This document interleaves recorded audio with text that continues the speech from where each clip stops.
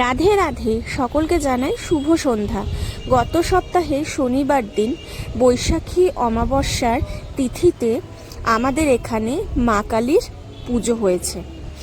আমাদের এখানে মা কালী বহু বছরের পুরনো, মানে আমার জন্মের অনেক আগে থেকে, মানে আমার বাবার মুখে শোনা এই মায়ের অনেক গল্প। এই মা খুবই জাগ্রত। আমাদের এখানে এই মা ফলহারিণী মা কালী রূপে পূজিত হয়ে থাকে। তবে এবারে যেহেতু জ্যৈষ্ঠ মাস মলমাস পড়েছে, সেই জন্য বৈশাখী অমাবস্যার তিথিতে মায়ের পুজো করা হয়েছে।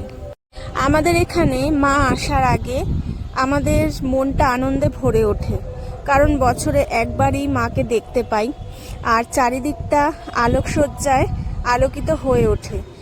আর মায়ের মুখটা কত সুন্দর উজ্জ্বল লাগে, যেন মাকে দেখতেই থাকি, মন ভরে যায় একদম।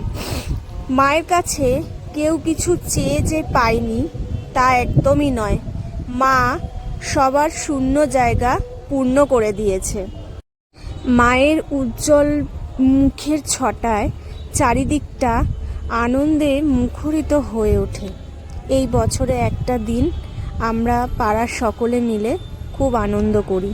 আমি এবারে মাকে যে জায়গায় বসানো হয়েছে সেই জায়গাটা আলপনা দিয়েছি। এই প্রথমবার আমি দায়িত্ব পেয়েছি। ঠাকুরের কাজ করতে কে না ভালোবাসে না। ঠাকুরের কাজের যদি কোনো দায়িত্ব পাওয়া যায় তাহলে মন থেকে খুবই আনন্দ হয়।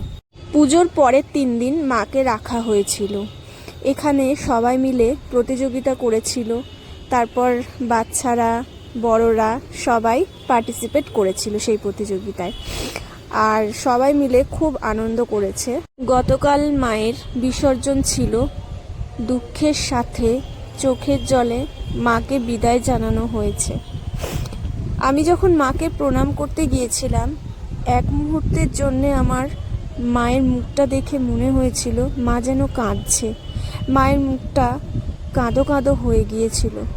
আসলে বিদায়ের সময় সমস্ত ঠাকুরকেই এইরকমই দেখা যায়, তাদের মুখটা কাঁদো কাঁদো হয়ে যায়।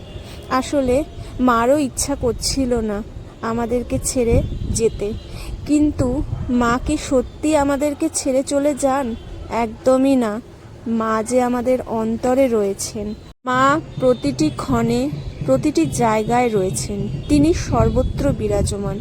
একটি পাথরকে যদি আমি ভক্তি ভরে ডাকি, সেই পাথরের মধ্যে থেকেও মা সাড়া দেবেন। তবে মাকে যখন গতকাল গাড়িতে ওঠানো হচ্ছিল, বলো কালী মাই কি, আসছে বছর আবার হবে, এই স্লোগান দিয়ে, তখন সত্যি চোখের জল ধরে রাখতে পারিনি। খুব কষ্ট হচ্ছিল যে মা চলে যাচ্ছেন। যাকগে, তারপর মনকে আবার শান্ত করলাম যে পরের বছর তো আবার মা আসবেন, আর মা তো সবসময় আমাদের সঙ্গেই আছেন, মা আমাদেরকে আশীর্বাদ করছেন। আমিও মাকে ওখানে প্রণাম করে মাকে বিদায় জানিয়ে তারপর বাড়ি চলে এসেছিলাম। এখানেই আমি আজকে ব্লগটা শেষ করলাম। আমার ভিডিওটি যদি তোমাদের ভালো লেগে থাকে বন্ধুরা, তোমরা কমেন্ট বক্সে এসে জয় মা কালী লিখে দিও। তো আজকের মতন এখানেই শেষ করলাম ভিডিওটা।